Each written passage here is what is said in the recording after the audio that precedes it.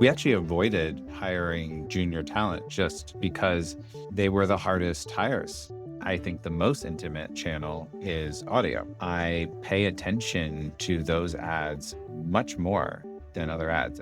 At some point, 3 years from now is today. Someday, your long-term thing becomes your immediate problem. Welcome to another episode of Tech in the Arts, the podcast series of the Arts Management and Technology Lab, also known as AMT Lab. The goal of our podcast series is to exchange ideas, discuss emerging technologies, and uncover things that arts managers, arts geeks like us, and anybody out there really might want to know. My name is Ashley Crawford, and I am the Executive Director and Publisher of AMT Lab. Today, I am excited to be joined by Bill Updegraff. Bill is the founder and chief executive officer of Grapeseed Media, a programmatic digital advertising firm established in 2013 under his leadership. Grapeseed has become a trusted partner for brands and agencies navigating the digital advertising landscape. The company's innovative approach and steady growth have led to its own recognition on Inc. 5000's list as one of the nation's fastest growing private companies. Initially, it was founded as a boutique shop in New York City. Grapeseed Media has expanded internationally with team members located in several cities across the United States and the United Kingdom.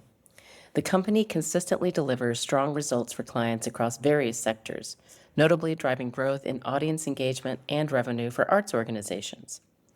Bill brings over 2 decades of marketing experience to his role. He's previously served as senior marketing leadership positions of major cultural arts institutions, including the director of marketing at New York City Opera and Brooklyn State Anne Warehouse. His experience in audience development and digital strategy informs Grapeseed Media's client-focused philosophy. A graduate of Carnegie Mellon University's Master of Arts Management program, Bill continues to advocate for innovation in his marketing solutions. These solutions enable organizations to effectively connect and engage with their audiences. He currently lives in London with his wife and his 2 young children, enjoying London's vibrant art and cultural scene. But from abroad, Bill remains a die-hard New York Giants fan and recently renewed fan of the New York Knicks. He's still undecided on which Premier League team to support. Well, now, Bill, I know while that's a high priority, I'm really excited to hear about the Giants and some sports, as well as some arts and maybe some marketing as we have our conversation. So thank you so much for joining our podcast episode today. I'm glad we're going to get to chat because I'm always promoting Grapeseed, and it's Good. amazing how it's grown. I don't know if you Yeah. remember, we were at like remember those NAMP conferences, the National Arts Yeah. Marketing? Yeah. And I did not know where we were, but I remember meeting you like maybe my first or Nice. second year. It wasn't the With Kath. Austin one, was it? I don't know. Uh, Might have been DC. Okay. Anyway, it was, but yeah, I remember thinking, well, that's a great idea. And so I'm so Yeah. glad that it has grown as much as it has over time. Are you happy with it? Yeah, very happy. So let's talk a little bit about technology. It's really wonderful that after 10 plus years that we're getting to sit down and actually have a conversation. I also note that in 10 plus years, the marketing landscape and the digital landscape has changed significantly. Mhm. So, when you started Grapeseed because you saw a need, how do you see that has changed in the decade plus you've been running it? Yes. Thanks, Brett. And really happy to be talking to you about all of this. So it's different in a couple key ways. So it was 20, I'm trying to remember, 13 when we started Grapeseed. And up till that point, I was a marketing director at a couple cultural institutions in New York City. And the original concept for Grapeseed was more around giving access to programmatic, like education and access. At the time, again, I'm sitting as a marketing director, and I'd like to think that I was a marketing director that tried to stay on the bleeding edge of marketing, which in those years I was active, I guess 2006 through about 2013, increasingly meant digital advertising. And even for me, someone who wanted to consider themselves someone that was staying on the forefront, I actually had it in my head that programmatic was out of reach for arts organizations. I thought it was for just bigger organizations, Coca-Cola's of the world. And I had a friend working in programmatic who showed me that actually, no, one of the powerful things about programmatic is it's very scalable. So I was like, wow, if I had that misconception, there's got to be a lot of other people sitting in my chair at different arts or arts and cultural organizations around the country that have a similar misconception. And so I, started Grapeseed at first to kind of show people the door to programmatic. Where it's changed most significantly is now in 2025, everyone knows what programmatic is. They've seen the door, they've probably walked through it, but it's, as we say in one of our promo videos, a wild, wonderful world. And part of it being a wild, wonderful world, it means it's complex and it's ever expanding. And so we've changed from, okay, this is why you should be doing programmatic, to being more of a guide or navigator in this wild, wonderful world. The arts and, all verticals they're doing programmatic. That's happening. People more or less have at least a basic understanding of it. It's now more changed to how do we help people navigate it? Because, there's really three ways to do programmatic as an organization. You do it fully in-house, which just means that you need to hire the right experts who have been trained on all the various ad tech platforms and can run the media programs in-house.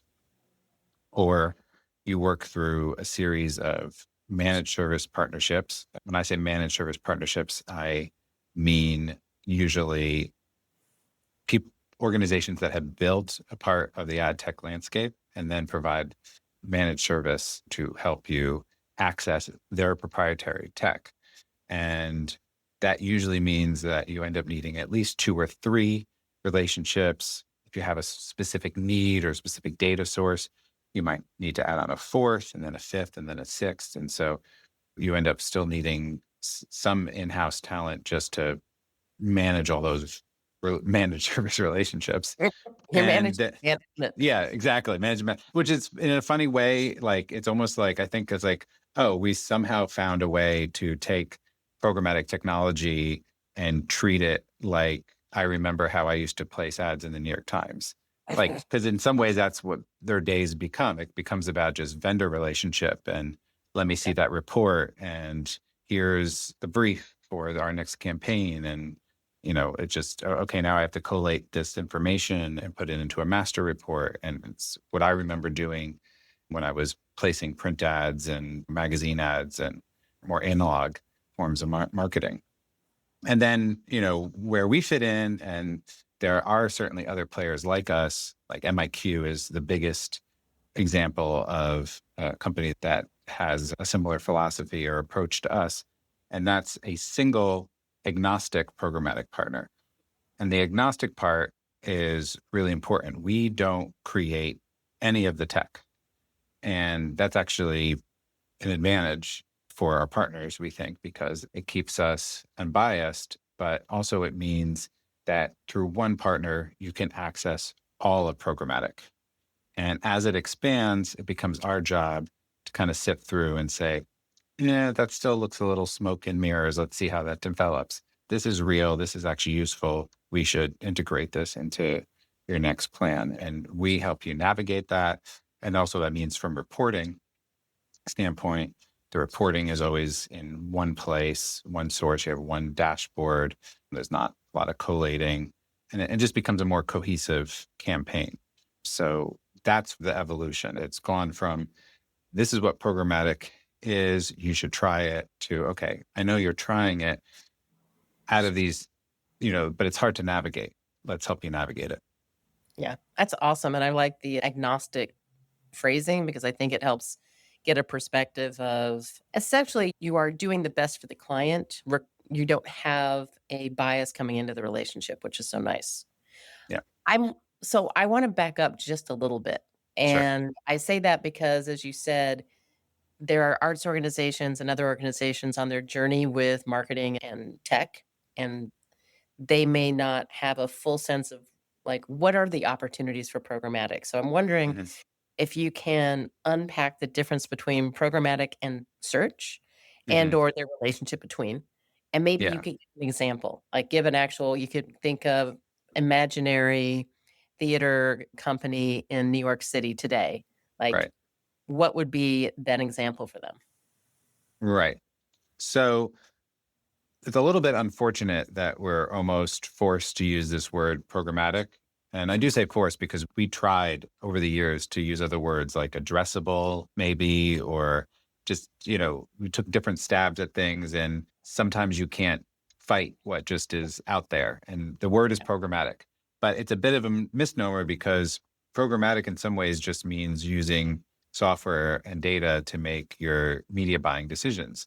So technically, you said search, like search and meta, those should be included in the definition of programmatic. But colloquially, we don't really mean that, which is also a little bit of a misnomer because this is also not true really necessarily anymore. That's considered PPC. And sometimes it's PPC or pay per click, but often even those channels are not always PPC. But we call that PPC and we call what we do programmatic. The other thing you could say about what we do is often where those are walled gardens. Like I can actually call them by the brands that control them, Meta and Google, or I Yeah. guess if you're doing Bing, you could say Microsoft, but they're walled gardens and you have to be in their platforms and everything is completely controlled by them, where programmatic is more open. I don't know, maybe the analogy is it's like the difference between an Apple phone and an Android phone, where Apple controls everything, every element of it, and Android. I actually have an iPhone, so I don't know this, but what I've heard is that it's more open and people can. I don't know. Do you have an Apple or an Android? I have an Apple, but Okay, I think that is the Apple curates what I'm getting yeah, yeah, with an intentional understanding of the user in a right, way is different than just open market, anybody can do it. exactly, right. So programmatic is closer to this open market. So we, at a basic level, there's different types of ad technologies you bolt onto it, but you start with the buy side, a DSP or a demand side platform. Google now, not to confuse people too much, because we're just saying Google is search, but also Google does have a programmatic product, which when we started was called DoubleClick and has evolved over the years to DV360, which stands for Display Video 360. So DV360, but that's their DSP. That's one of the main DSPs in the market. The other really large one is the Trade Desk. And then there's a bunch of others. Stack Adapt is up and coming. There's Nexon. There's dozens of other basis.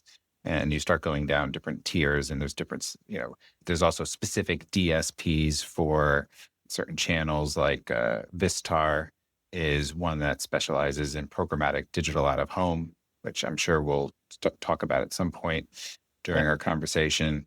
So when an arts organization is looking at PPC or search, sort of keep them in the same bucket of search and paid social, which 95% of the time really just means Google search and Meta. What we tell our clients is those work and you should max out. There's sort of a point where you get diminishing returns. And that's when you start looking at, okay, how do we add on things that are further up the funnel? I mean, some of this does fit into traditional marketing where you're still talking about a funnel, you're still talking about you have awareness, then consideration, and then conversion. And especially when you're conversion focused, you do want to make sure you're maxing out on Meta and Google search. People are obviously on these platforms. And I know I'm buying a lot of things because of them. I'm sure others are too. And they're Becoming worthwhile. aware. Yeah, and they're becoming aware of those things that you may wanna consider and then ultimately buy. Yeah. Exactly. But yeah, where programmatic fits in is basically as soon as you find, okay, I'm starting to see that every dollar I put in is getting me less than that previous dollar, now you might want to think about programmatic. There's a lot of ad technologies, but at a basic level, just talking about the channels that are available, programmatic is there are display. That's still the bread and butter of programmatic is those display banner ads that have been around since, I don't know, I think they've been around since AOL. And those are still very key to any strategy. Beyond that, there is different types of video. You can have in-banner video. You can have video that plays on YouTube. And then you start to graduate to OTT or over the top. So that's now where we're getting into the cord cutters. So some people use the terms a little bit differently, but what we separate out as OTT is an umbrella for any kind of thing that bypasses cable. That could be that you're watching it on your phone or your laptop. Then what we will say is we call it CTV, connected TV, when you're actually watching it on a big screen connected television. I think it's a bit of a square rectangle thing where technically CTV is a type of OTT, but we separate that out and say, CTV means you're watching it actually on a big television. And that's one of the most, that's been around since about 2017. And I think that's still growing really fast. And I think we're at a point now, I remember reading some stats that it's now the majority of television watched is CTV. I definitely hear you. And I think what's interesting is a lot of what you're talking about are those digital ads that are, I'm going to call them sort of personal and direct, right? Hmm. Meaning that they are on my phone, they're on my computer, they're in my living room or my Hmm. meeting room or wherever I have my TV, so that it's a very personal relationship that Yeah. is different than first person marketing that's coming in through my email, right? And so, but it's still hitting that individual that you're targeting in a more intimate way. Yeah. Um, how do you find that that compares to, say, out of home? I'm a big fan of out of home, particularly for the Yeah. awareness level. Hmm. How is digital starting to grow into out of home? So we just started talking about CTV, and that's been for a long time the one I've been most excited about. And I think a Yeah. close contender is what you just mentioned is out of home. I'm also a huge fan of out of home. You know what? I'm going to plug a friend who's involved in some real old school and also some more modern out of home. It's Window, spelled WNDW, and they have a network all over the United States. Where they started is it was literally window posters in bodegas and shops. I know they've expanded to doing full building wraps. We do some programmatic integrations with them, but I've always liked that from like a, because that old marketing adage of, seeing something a certain number of times in different ways and just that frequency. People have regular commutes and you see it. There's just a different feel when it's in the real world. As much as we're talking about digital, and of course I'm a proponent of digital and digital is really effective, none of this works in a vacuum, and it really helps, I think, to have experience it, especially we're talking about the arts. This is an experiential product. So you want to have that visceral feeling of it actually being in your world. So yes, it's evolved right now so that more and more previously analog out of home placements became digital. And especially in the last couple of years, and it's going up and up every month, those digital placements are available programmatically, where it's to the point where it's quite rare to actually find a digital placement that you wouldn't be able to serve programmatically. Yeah. And, we work with the arts, but we work with all verticals. Some of the more exciting things we've done is when we're asked by a client to be in South Korea in 2 days, and maybe there's a conference or something, and we need to take over a city. And of course, we're going to serve mobile ads and we're going to serve video ads and we're going to geo target and all this. But we're also very quickly, I just, if the audio heard that, I just snapped my finger. We can be on huge billboards in somewhere as far flung as South Korea. If you told me go right now, we could maybe get it up in a couple hours and it would be running. And it's hyper targeted. You also get a lot of data back. You can actually build a retargeting pool from the people that have passed the specific at a home unit that you've placed an ad on, and then retarget them with display or video. No one has ever done this, and I keep talking to people about it, but maybe someone will come up with a great creative idea, maybe someone listening right now. But weather data, that's one of the levers we can pull. So if you want to get very yes, if you want to Oh, get that's an creative and say, influencer. hey, it's raining inside, but there's a great show inside at the XYZ. I almost said XYZ because I live in London now. The XYZ Playhouse, come inside from the rain, whatever. That wasn't the great creative idea, but I know you guys are creative. You're going to think of a wonderful idea. And we could turn that on when it's raining, or a different message when it's sunny. Someone's going to come up with a great idea. We're going to take advantage of that. But, we could day part. There's just so much data. It's the only one of the channels that's not one-to-one. It is one to a group of people, but we do have information of the demographics of that group that typically passes that unit. And just like the rest of programmatic, what makes it so exciting is that it would be very targeted. I think it's fantastic, and I am gonna throw out an analog moment, though. There was a perk when I was living in DC and doing marketing of putting on bus market, like putting an ad on a bus, Hmm. because your ad stayed there, especially if it was brand adding, not necessarily like for a particular production, but it was like until the next bus ad was placed. So you might Right. buy 3 months or you might buy a month, but it will just stay there until the next person buys that bus line and that particular thing. So Hmm. sometimes I got a bonus ad out of that one. So Yeah. analog has a perk to it I know, financially I know. for certain It's metrics. true. I remember doing that in New York City with subway posters. And I started realizing that often, not always a guarantee, but often I'd get an extra month, or sometimes I remember being like 6 months later, I'd be like, oh, I still see that ad. I was say it's analog can do very well for evergreen brand content, right? Yeah, yeah, Um, exactly. so we've been talking a lot about digital, but we haven't gone into a specific space that I know we're literally on. We're on a podcast. It's audio.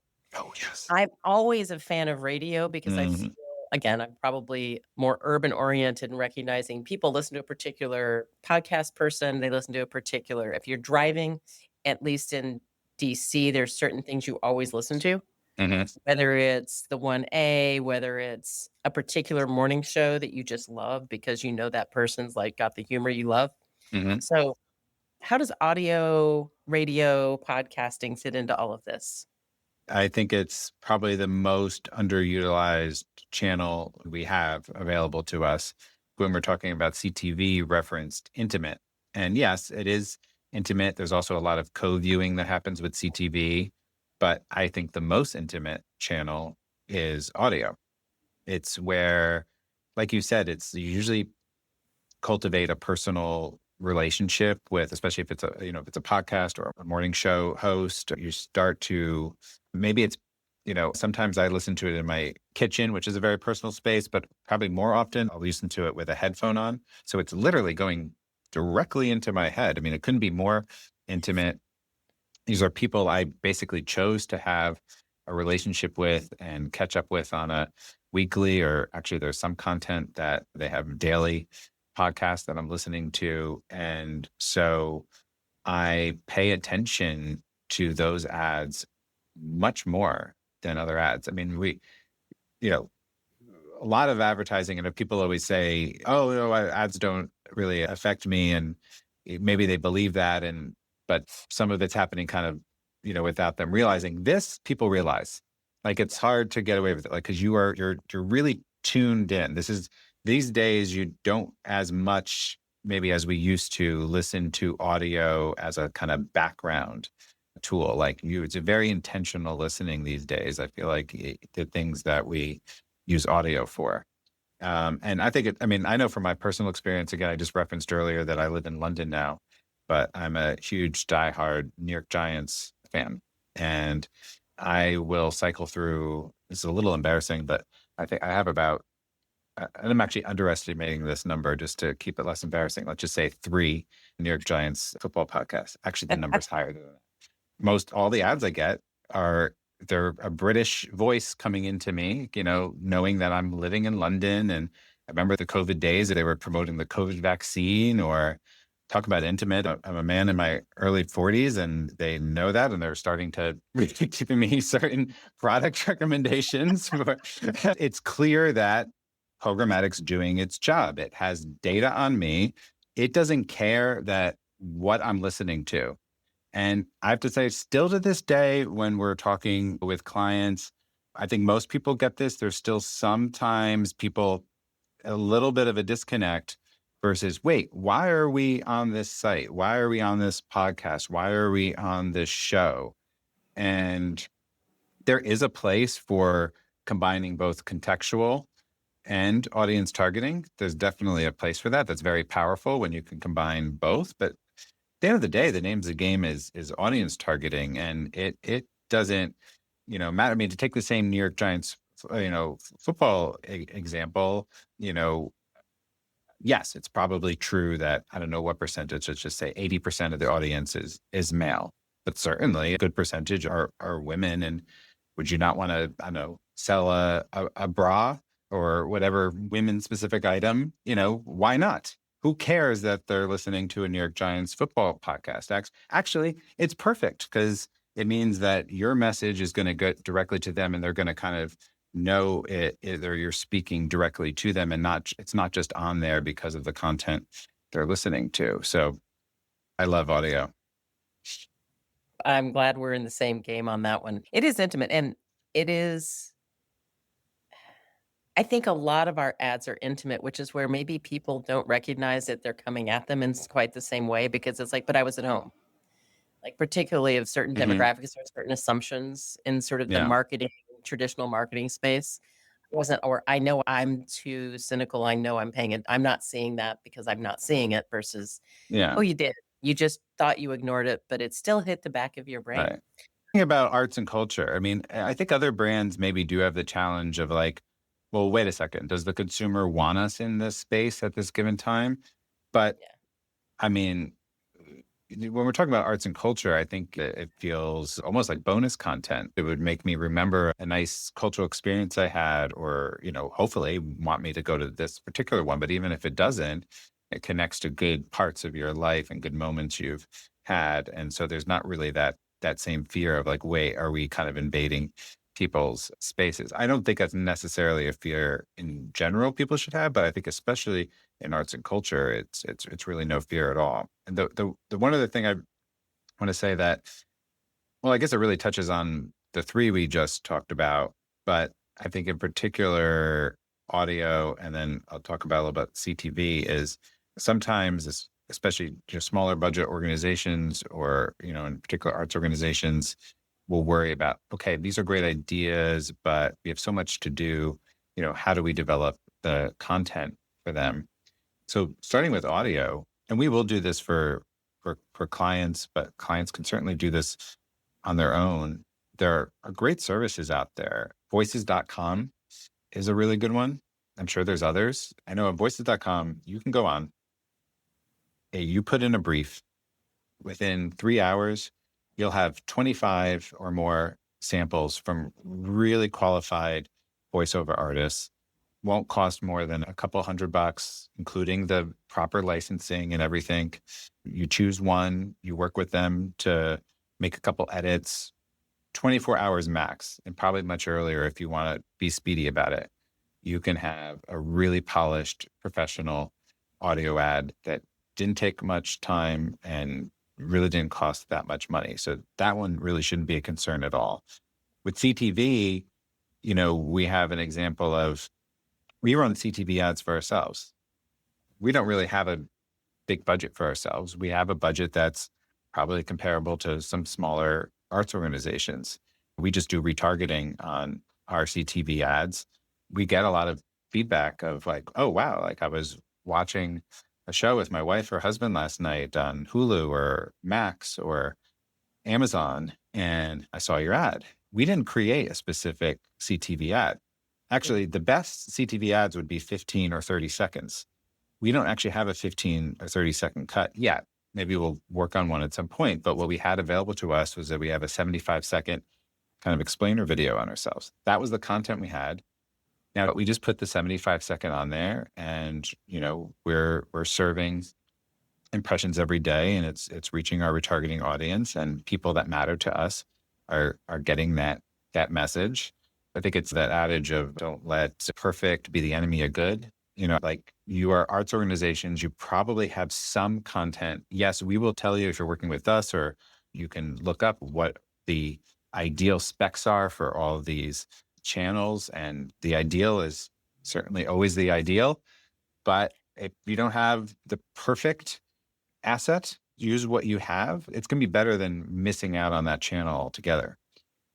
And there's no such thing as perfect. You may get close to it. Right. But if you're always working for perfect, you're not going to achieve the opportunities you need. I definitely agree with that. I also really appreciate that you pointed out voices.com, where you're paying artists for quality work that they do, because, right now we're at this, we're not even at the bleeding edge. We're at an interesting edge of AI and Hmm. how organizations are using it to maybe use it for their marketing. But I mean, where are you seeing, I will say, more ethical uses of AI? You could definitely bluntly have AI create a voice for you. It might not sound that great, but where are you seeing ethical uses of AI sort of changing the game for this type of work? Yeah. I mean, we in particular don't get too involved in the actual creative components. And I know that's where a lot of the discussion of AI is. So we're more watching that carefully. I think where we are looking at AI and excited about it is in two places. Well, one, I think it's important to say that, in some ways, programmatic, while it's not AI in the way we now understand it, it was some type of machine learning. And so that actually, we've been in this world, even if it was sort of in some ways a precursor to truly where we are now, for a Yep. long time. And I think what's going to happen is there's going to be some aspects of programmatic that are going to get more commoditized as AI develops, but then there's also going to become new targeting capabilities and just tools and tactics and just new things that aren't possible now. And that will continue this trend of making it sort of ever more wonderful, but ever more complicated, while there are some parts now that seem like they're a little bit out of reach or a little bit complicated that'll get a little bit more commoditized and maybe easier to do. It'll also kind of continue to grow. I think the other thing, because a lot of this is about analyzing data. I mean, there's so much of our time and the things that our clients are interested in. What happened? How do we look at the data? What's the data telling us? What should we do for the remainder of this campaign? What should we do for the next campaign? How do we use these insights in other parts of our marketing, potentially how we change our product? There's a lot that we can get from this data. We talk about data often in terms of targeting, but then also we get back a lot of data when we put the advertising out into the world. And I think AI is already being really great at helping us sort of talk to our data. And I think there's going to be ever more sophisticated layers that are put on top of our data to basically help us navigate it and help us get more ideas from it and interpret the data. Yeah. I appreciate that. And I also appreciate you pointing out, I mean, as I say when I'm in the classroom, AI's been around for decades. Artificial intelligence is part of our algorithms on our phones and all the apps that we use. It's not that it exists in multiple layers and multiple, like, there's 7 different functions of AI. Large language models are capturing all the headlines, Mhm. but the core of machine learning has a different business impact that I think is still underutilized, which is a lot of what you're talking about. And Yeah. AI gives you the generative AI on large language models will help you get access to the data in a way that doesn't maybe make it so necessary to understand how to write the right query to get the thing. Yeah. What I've heard from creative agencies we work with is that where they're using it is not necessarily for the finished product, but where it is really helping is the ideating, Yep. that you can get through a lot of those quote unquote bad ideas, which you need. You need the bad ideas to get to the good ideas. and you can kind of cycle through them quickly. Instead of literally doing back of the napkin, you can get something that's 80% of the way there from the second you have the idea. Now work it through whatever your normal process is and maybe change it, maybe completely reject it, whatever your particular process is. But you can kind of do all that ideating much, much faster. At least right now, at the end of the day, they're pretty much doing what they always did to create the actual final product. But it does help. And I think I don't necessarily see this so much in how professionals think about it, but I do think maybe the lay person, if I can call everyone outside of the industry that, is sometimes kind of confuses it in terms of thinking AI is doing the work. And maybe some people are using that way, but that's sort of the wrong way to do it. It's, you have to start with you, start with the humans in your group. You start with the humans, then you might have AI help, kind of build that out or kind of give you feedback. But even then, you don't stop. It always so it goes back to the human, and the human has to touch it first and last, I totally agree. I attended the nonprofit technology conference in Baltimore last week. And, over and over again, it kept saying AI, all technology, it's a tool. The humans are using the tool, Mhm. right? It's a tool that has a lot of potential and a lot of power, but the human Yeah, has to drive the tool. It's not driving itself. And right, depending on what tool you're using, it is maybe as good as a nice team of interns to help like do certain things. right. But I do think it is still a very handy tool Yeah, and will continue to ideate as it continues to find the companies continue to figure out how they can use it as well. So I have one last question. okay. Also sort of what's coming in from that conference that I went to. The nonprofit technology conference, because most nonprofits they don't have a product that they're selling to an audience in the same way the arts do, right? Mhm.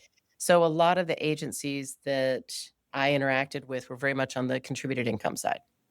My argument to most arts organizations is the top of the funnel for you to get to contributed income is your marketing product. Mhm. So you have to invest in marketing before you invest in contributed income because somebody has to be transformed by what they've experienced with you.